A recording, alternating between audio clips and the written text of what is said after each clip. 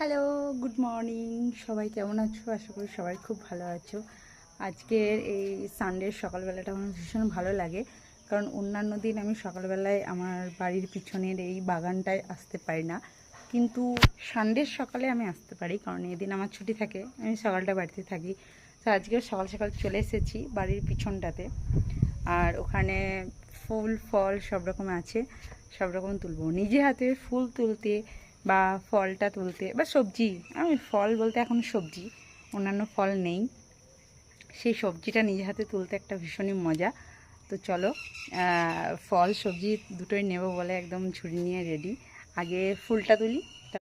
প্রথমে এদিকে আমার ছোট, এগুলো কি বলবো, চায়না টগর যেটাকে বলে, ছোট ছোট হয়েছে চায়না টগর।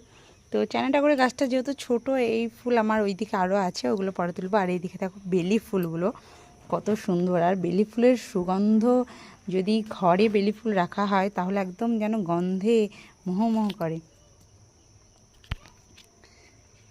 বেলি ফুল পুজোর জন্য লাগে না, ঘরে সুগন্ধ করে, ঘরে রাখি তুলে, ভালো লাগে বেশ। পুজোতেও দেওয়া যায়, অনেকে পুজোতে দেয়, তবে আমি ঘরে রাখি, ভীষণ ভালো লাগে। আর তার সঙ্গে এইদিকে হয়েছে কাঞ্চন ফুলের গাছ, দেখো কত ফুল ধরে আছে।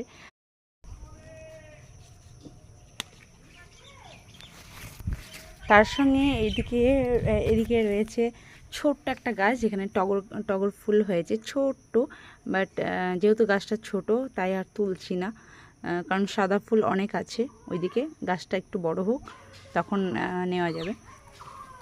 আর এইদিকে হয়েছে পঞ্চজবা, এই যে দুটো হয়েছে আজকে, কুড়ি প্রচুর আছে, প্রত্যেক দিনই ফোটে। পঞ্চজবাটা ভীষণ সুন্দর লাগে। পাঁচ দিকে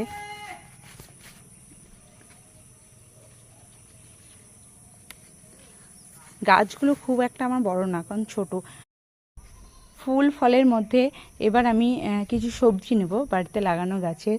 হচ্ছে এটা আমার করলা গাছ, আর এই করলা গাছে করলা ধরেছে, তোমাদেরকে দেখাই। এই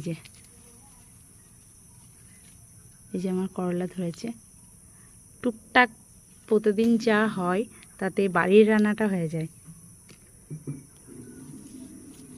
আরও এগুলো আছে, এগুলো ছোট ছোট, আর একটু বড় হোক তখন এগুলোকে তুলব, কারণ এগুলো এখন অনেকটাই বড় হয়, খুব বেশি ছোট তোলার দরকার নেই। তবে এই দেখো, এর মধ্যে একটা আবার হলুদ হয়ে পেকেও গেছে, এই যে এ বেশি বড় হবে না তাই হলুদ হয়ে পেকে গেছে। এছাড়াও